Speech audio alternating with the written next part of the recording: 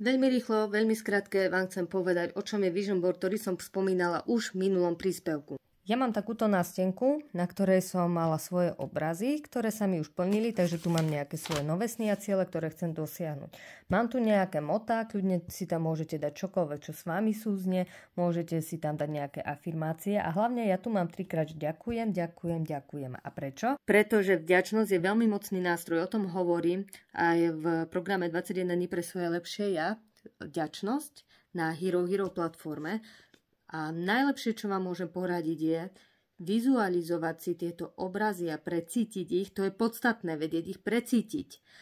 V období, keď ráno stávate, ale nie ste úplne hore a keď zaspávate, ale ešte úplne nespíte. To je tá úžasná hladina práve na manifestáciu svojich snov a cieľov. O cieľoch tiež hovorím práve v tomto transformačnom programe, takže kľudne neváhajte a pridajte sa tam. Je to dôležité, hlavne kvôli tomu, že musíte vedieť, čo chcete. Čiže keď chcete partnera, tak si napíšete všetko, čo ten partner má mať. Kľudne kúpte novú kefku, vyriate si skriňu, aby sa tam ten nový partner mohol nasťahovať.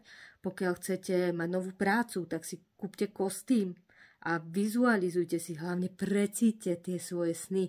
Nie, že ich chcem, ale že už sa stali tie pocity, že keď to bude v tom živote, aké to bude. Držím vám palce.